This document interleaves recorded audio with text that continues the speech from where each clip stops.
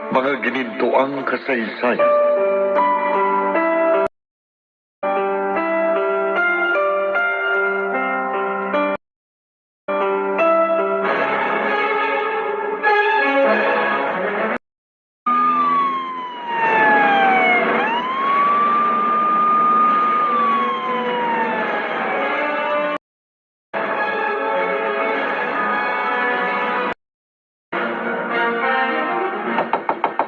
Sandali lang! Andyan na! Batong sobrang lakas ko makakato. Gusto pa yatang sirain yung pintuan ko. Giba-giba na nga eh. Oh, bakit? Anong kailangan mo? Aling Isidra, si Mang Amado ho. Oh, bakit? Ano si Amado? Nabarilo ang anak ninyo eh. At dinala ho sa ospital. Ano?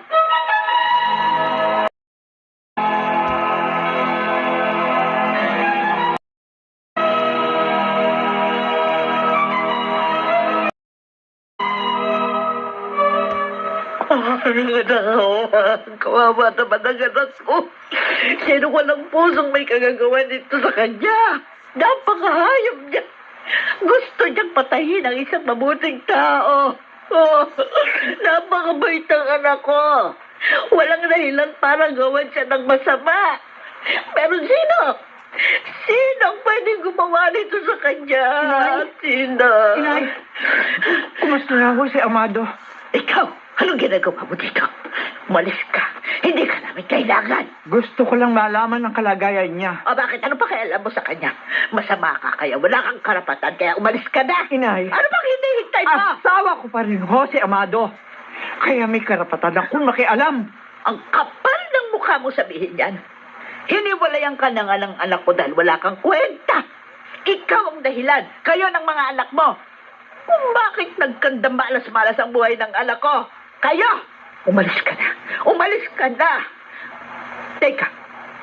Si Vincent, ang anak mo. Tama. Siya ang bumaril kay Amado. Ano? Siya lang ang pwedeng gumawa nito sa kanya. Ang hayop na yon. Siya ang gustong pumatay sa anak ko. Ang kriminal mong anak.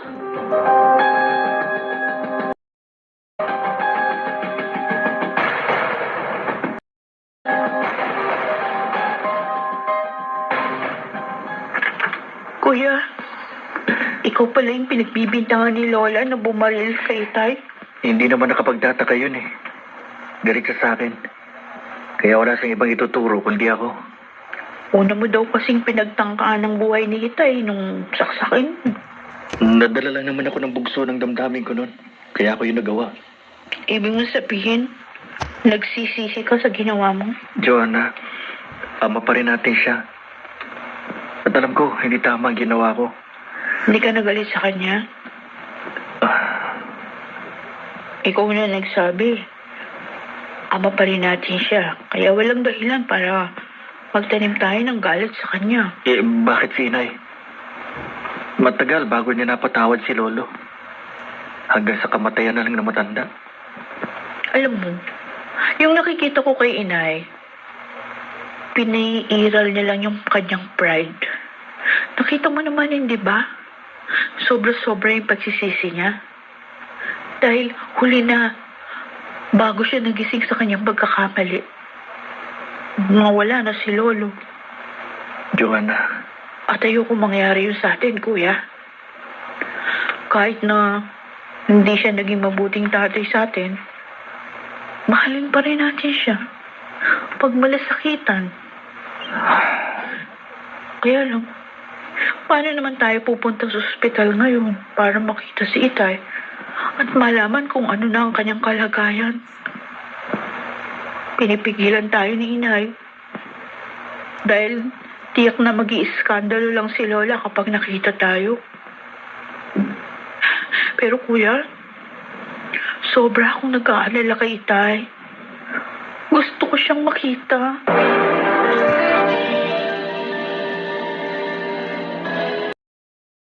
Mga ginintuang kasaysayan.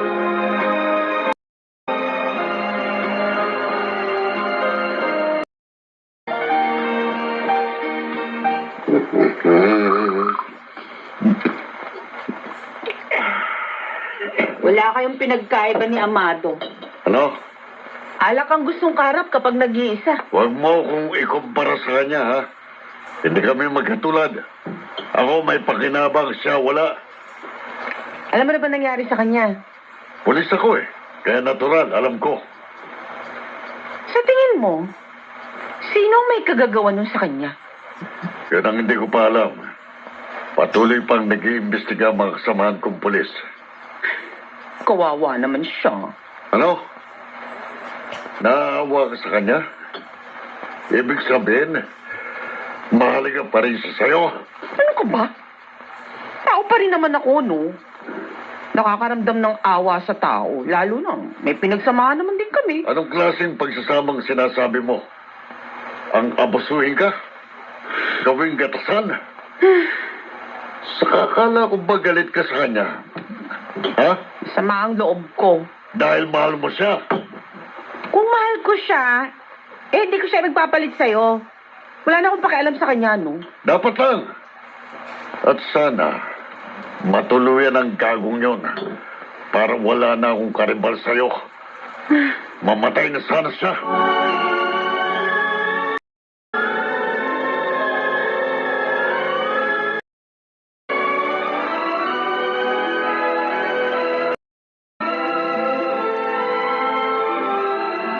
Baka naman ho nagkakamali lang kayo, Aling Isidra. Ano? Anak niya si Vincent.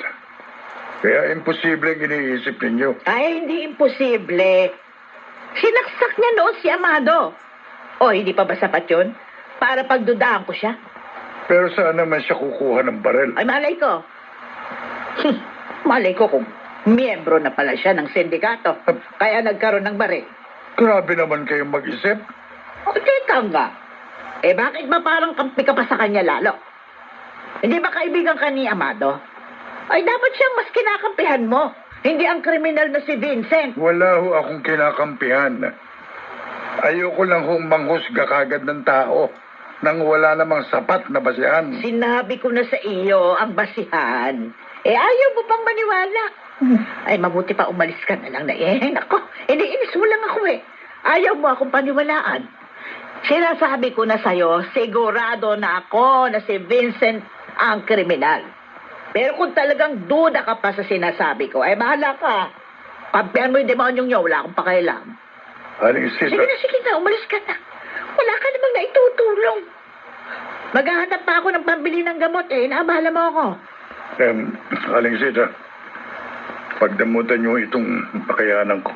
Ay, ano yan? Konting tulong para kay Amado. Pandagdag sa mga gastusin niya dito sa ospital. Ay, naku, salamat. Ang malaking tulong talaga ito. Sige, magpapaalam na ho ako. Babalik na lang ho ako sa ibang araw. Ay, bakit pa sa ibang araw? Ay, basta ikaw, kahit anong oras. Maswerte si Amado sa pagkakaroon ng isang kaibigan tulad mo. Malaking tulong ka sa kanya. Mga ginintuang kasaysayan.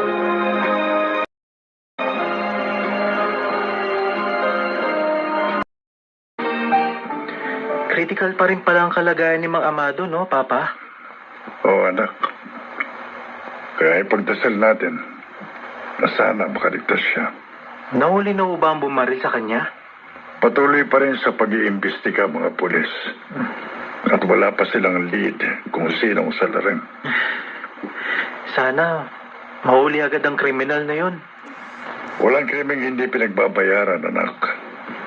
Kaya tiyak na lalabas at lalabas din ang katotohanan. Mahuhuli din siya para pagdusahan ang kanyang ginawa. Tama po. Pero sa tingin niyo, Papa, sino kaya ang may motibo para gawin yun? Ayokong mambintang na lang ng basta. Kahit na nga may iniisip na rin ako kung sino. Oh? Sino? Saka ko na lang sasabihin sa'yo. Huh? Kapag nakumpirma ko ng hinala ko.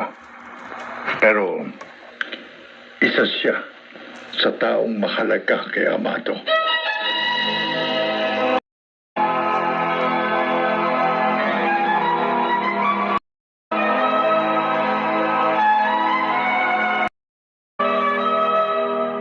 Sino kaya ang tinutukoy ni Papa na mahalagang tao kay Mang Amado? imposible namang isa sa pamilya niya. Pero teka, hindi kaya si Vincent ang sinasabi niya? Kasi, minsan na rin niyang pinagtangka ng buhay ng tatay niya eh. Hindi nga kaya? Nico! Ha? Oh, Joanna! Uy, Ikaw pala. Saan ka ba galing? sa ospital. Dadalawin ko sana si Itay, kaya lang, hindi na ako pumasok. Oh, bakit naman? Nakita ko si Lola. Oh, ano naman? Baka magalit eh. Inaway na nga niya si Inay nung pumunta doon.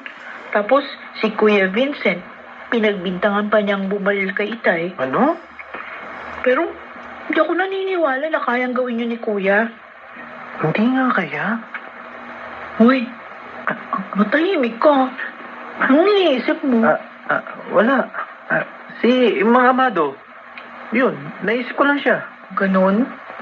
Siguro, mabuti pa samahan mo na lang ako. Saan? Sa sementeryo. Ha? Bakit? Gusto kong dalawin si Lolo. Namimiss ko na siya eh. Tsaka, susumbong ko sa kanya yung nangyari kay Itay at yung mga sinabi ni Lola laban kay Kuya at Inay.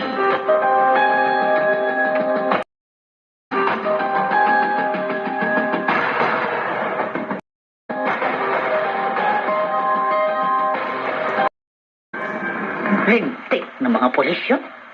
Sinabi ko na nga sa kanila kung sino yung pinaghihinalaan ko, ay ayaw nilang maniwala. Pinagtawanan pa ako. Ha, sige lang. Pagtawanan niyo ko.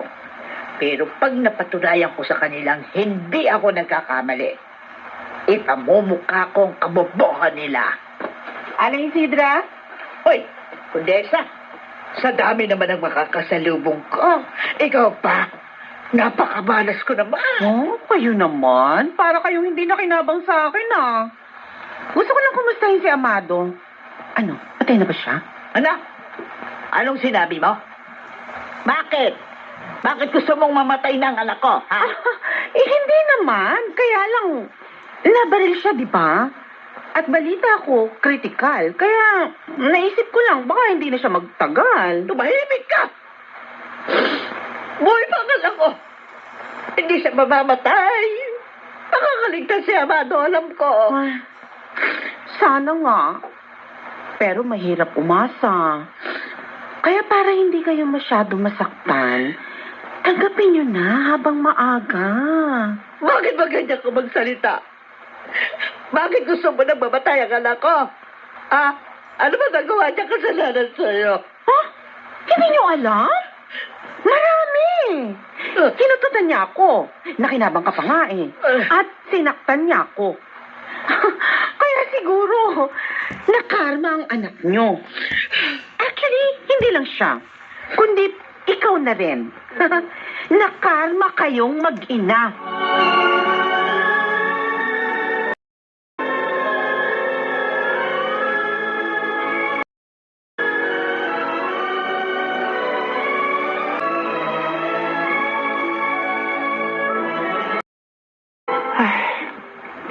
Iniwan na naman ni Vincent na nagkalat yung mga gamit niya dito sa kwarto. Hindi na naman naglinis. At itong bag niya, dito lamang inilagay. Tatago ko na nga lang. Uy, teka. Ano ba itong bumubukol sa bag niya? Parang isang matigas na bagay ah. Tingnan ko nga. Ano ito? Baril? Bakit may baril si Vincent?